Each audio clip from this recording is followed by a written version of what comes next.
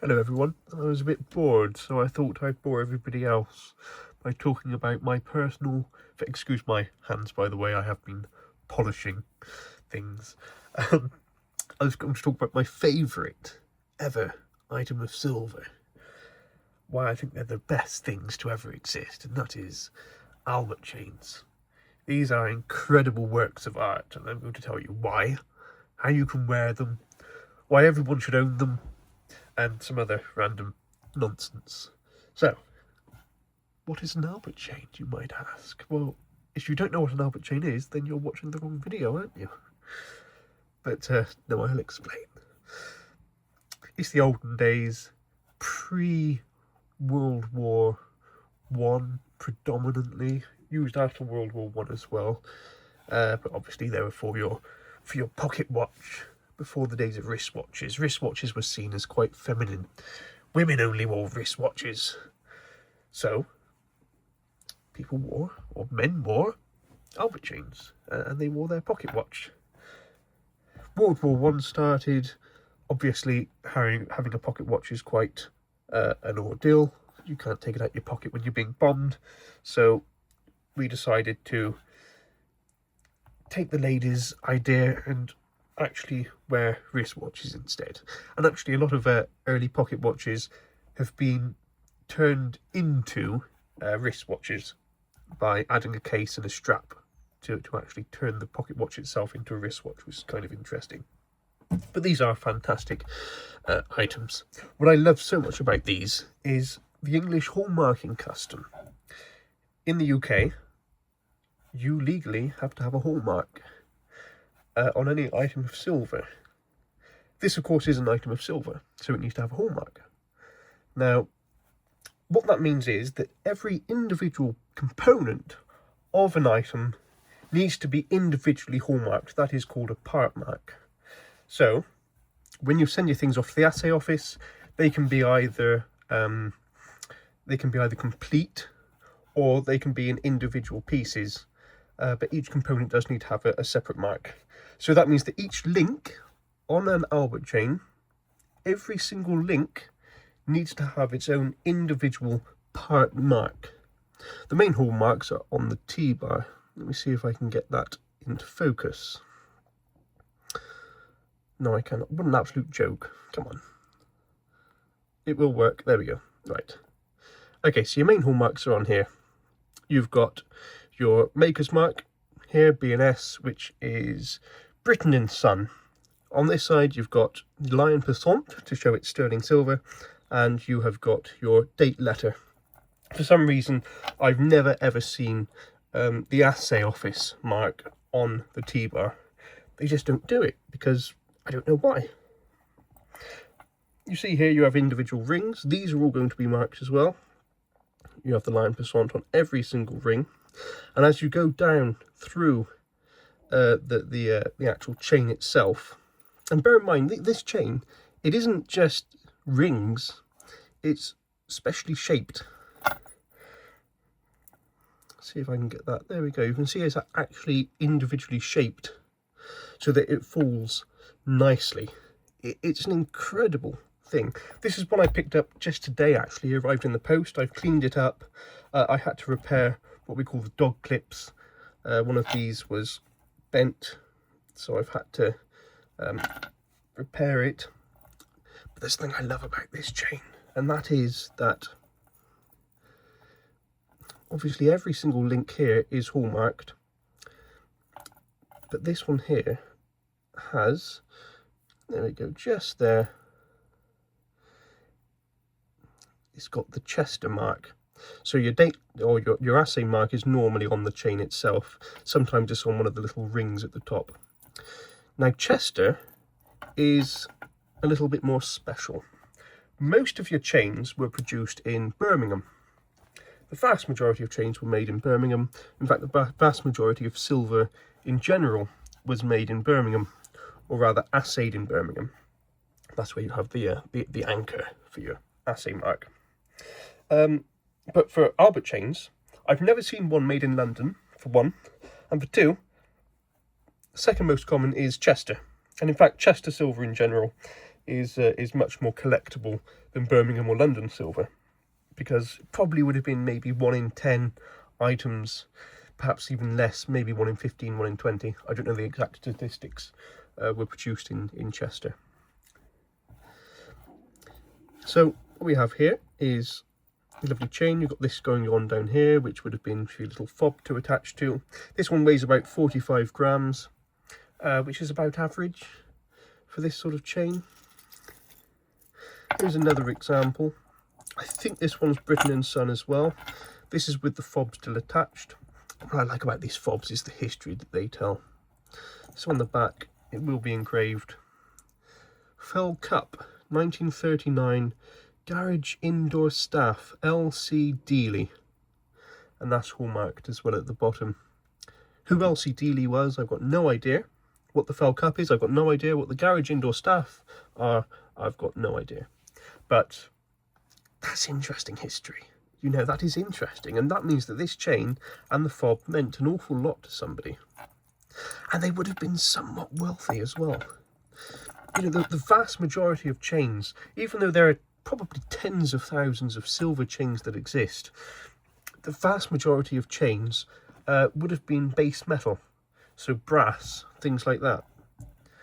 Only relatively wealthy-ish people would have been wearing silver chains, and your very wealthy people would have been wearing gold, which are just as stunning, if not more so, because actually on the gold chains, you haven't just got the one mark, you've got two on each link, and that includes the tiniest little links as well. This is what's called a graduating chain, where it actually varies in length, varies in size as you go down the length of it. But a gold Albert chain will have two separate marks on each link. One will be the purity, but in two different forms. So 9 carats, it'll have 9 marked, and on the other side, it'll have 375. I think I've even seen 14 carat and 18 carat chains. Those cost today thousands and thousands of pounds. This is the most common form of chain, double Albert. So on one side you'd have another tool. I'll show you mine in a minute, which I like. But yeah, on this example here, we've actually got the assay mark on. If we can focus,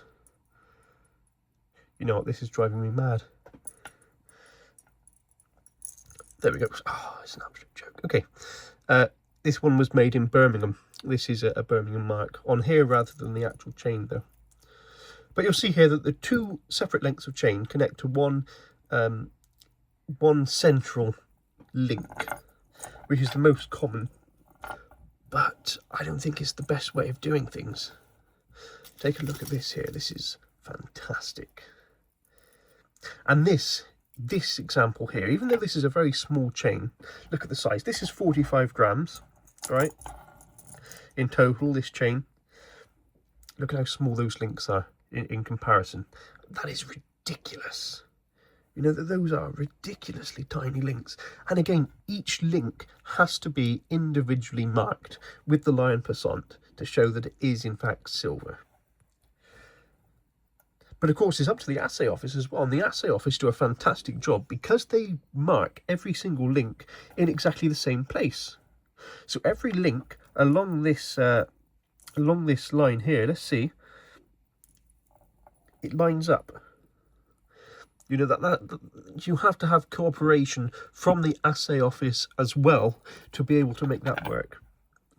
But this is what I love. What I love about this chain, and you see this occasionally, I think it's the best way of doing it, but you had a choice. You could have it as a double Albert, but if you wanted to, as you can see, there are actually threads through the central part. So you can choose to wear that as a single Albert. You can wear that as a single Albert. You can increase the length or decrease the length as you wish. It's fantastic. And on the dog clips as well at the end, a lot of the time the dog clips will actually be replaced, which is unfortunate.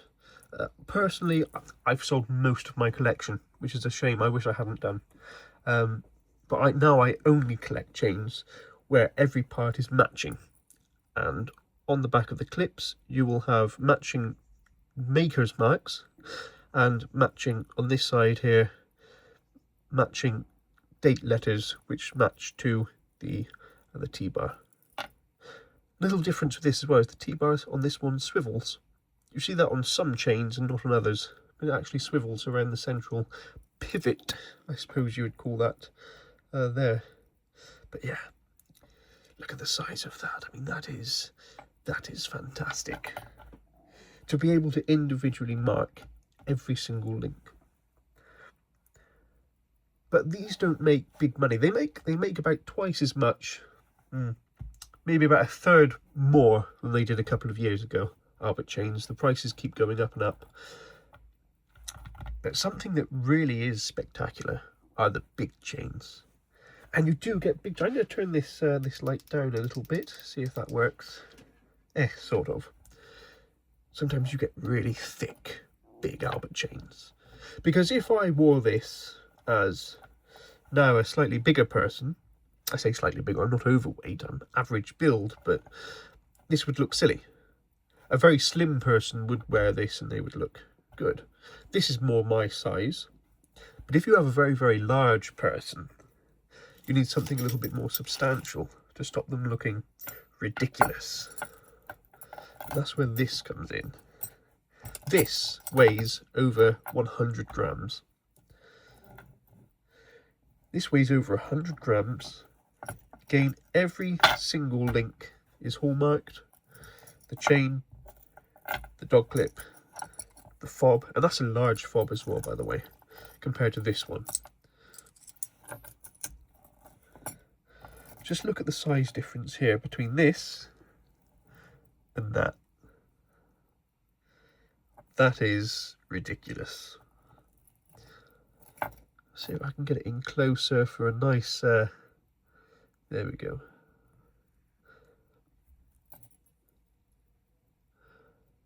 And again, this one link here has most of the information on it that you need. You've got the very, very slight remnants here of the assay mark. You can see the very, very bottom of the wheat sheaf, which would make it Chester. The date letter there. I think this one's late Victorian. The earlier you get, the more valuable these chains become as well. And the maker's mark there, which of course matches the Albert chain. Now this is a little bit too big for me to wear. It does look a little bit too big on me. But again, a larger person, that's what they would be wearing. You know, if they could afford it, you think, you know, the Fat Controller or Sir Topham Hatt from Thomas the Tank Engine, that's the sort of chain that he would wear that would look good on him. You couldn't get away with this sort of nonsense. But one of the problems with this sort of chain as well is that back in those days, your fabric of your waistcoat used to be a lot more substantial. These days, the actual weight of the chain as it falls down, the actual weight of that will pull the fabric and pull the pocket forward unless it's quite thick, which again looks untidy and it looks quite silly. But my personal chain is this one here, and I'm going to tell you a little bit more about heavy chains in just a minute. This is my personal chain. This is what I wear. So this here is a double Albert, again, obviously. This one here, by the way, of course, is a single Albert, so only holds the pocket watch. There's no attachment for any other chain. That's why for any other item. These are fancy links. I like these links. These are quite unusual. The fob here, this one hasn't been engraved. It's actually got a little image of somebody playing bowls on it. Not very well, but there you go, someone playing bowls. And that is my sport of choice. That is what I play. So I thought, perfect. And again, and this is incredible. Look at how well made this is, right? So the chain, if I want to wear it as a single Albert, I can pull that through that central ring, But I've actually got to get this ring in the right orientation, right, where it's ever so slightly wider. I'm just trying to work out which direction it goes. It goes this way, right?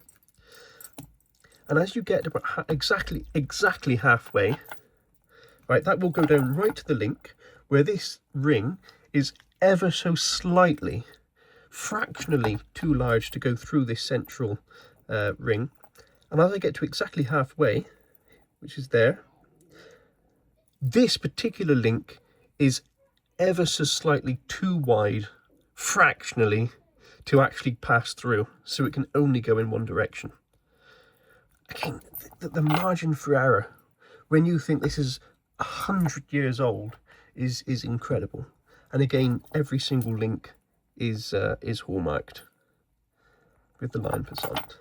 I wear a Victorinox Mini Champ on one side with A-lock scales because it looks really good and it's a very useful knife, and a pocket watch that I picked up quite a few years ago on the other side. And this is a lovely little pocket watch. I might do a video on pocket watches at some point. So yeah, again, this is a lovely chain. On some other chains, you get what are called trombone links, with one quite wide link, or rather long link, going to a smaller link, and so on. But you do get some very unusual shaped chains. In regards to heavy chains, though, and again, this one here is still much bigger than the links on this. I've actually seen a chain go up for sale a few weeks ago at auction. And it was a chain, bear in mind this is 100 grams, right, 100 grams. This chain was 297 grams. So you think 3 times the size of this. And that sold for a hammer price of £900. £900 plus, I think it was about 25% buyer's premium. So you're talking about £1,200 for that chain. And I was talking to somebody a couple of weeks ago, and he said, back in the good old days, silversmiths used to have a challenge to see who could make the best chain and the largest chain. And he said you very rarely do see chains up to 15 ounces. That's 15 troy ounces, which comes to about 465 grams. I mean, that is just insane. Wouldn't be worn, but the 297 gram chain probably would be, and this one definitely would have been. So again, it's a fascinating part of wondering who would have worn it, who would have been able to even afford that, and why, for something this size, why not just settle for gold? You could have a gold chain, but then I suppose you wouldn't be able to afford links the right size to suit you personally. And you would need a gold watch, which are also very expensive. But one of the other little interesting things is that these were worn in a whole array of different ways. There was no right way or wrong way to wear an Albert chain. It was a fantastic way to sort of show off it was a fantastic item of jewellery. Some people had the T-bar showing, other people didn't. Some people had it threaded across without it dangling anywhere. I don't know. If you look at old pictures, there are all sorts of different variations of how people used to wear these chains. And they look fantastic. They do look really good. It livens everything up. It livens a suit up. It really does, without being too gaudy. Because realistically, it's not gaudy. It's an antique. It's silver, so it's not worth, you're not talking about hundreds of pounds. I picked this chain here up for about £60 a few years ago. Right, so £60, that's all you've got to spend. I'd say between £60 and £100 will get you a nice chain. One piece of advice would be never, ever buy one of these cheap Chinese watches and cheap base metal chains that horrible things, absolutely hideous. They're cheap, they look cheap, they are cheap, they're hideous. Spend the money, buy something that is an antique, that is fully hallmarked, that looks good. Buy a proper quality watch that goes with it. This is well over 100 years old. It's slim, It's top wind, it keeps very, very good time. And this watch, well, this watch and chain cost me, I did get a chain with it. I've sold the chain, it cost me about £150. And you can pick up a good working condition pocket watch. This one here is called an open face. You can buy half hunters, which is where the case is half covering, so you can still see half of the hands, so you can tell the time without actually opening the front, which gives you some extra protection. And you've also got the full hunter, which is a full covering. Those are quite a bit more expensive, but a good watch like this, spend £80, you'll get one, and it'll be silver. This one here is silver hallmarked. I'll show you on the inner case here. Silver hallmarked, over 100 years old. And if you do wear one like this, always wear it with the face inward. So that's towards your chest. That protects the face of the watch, and it also means you can discreetly look at it quickly without taking it all the way out your pocket. But yeah, I just love these fantastic things. The workmanship, when you consider these are all over 100 years old, at least, some of them late 1800s. You think that every single link is hallmarked. I'm going to try and show you on this one here. Where is the side of the hallmarks? There it is on this side. Whoops, sorry for making you feel a bit seasick. I've got it on a stand, my phone, and it's a bit wobbly. Let's see, there we are. If it decides to focus, there we go. There we are, every single link hallmarked. And again, even something this size, they are shaped to actually make them fall perfectly flush. I love them, they're fantastic. So let's bring back the Albert chain. Let's bring it back as an item of fashion. I'll be wearing mine. I hope to see you wearing yours, and I hope you learned a little bit about the history of the Albert chain.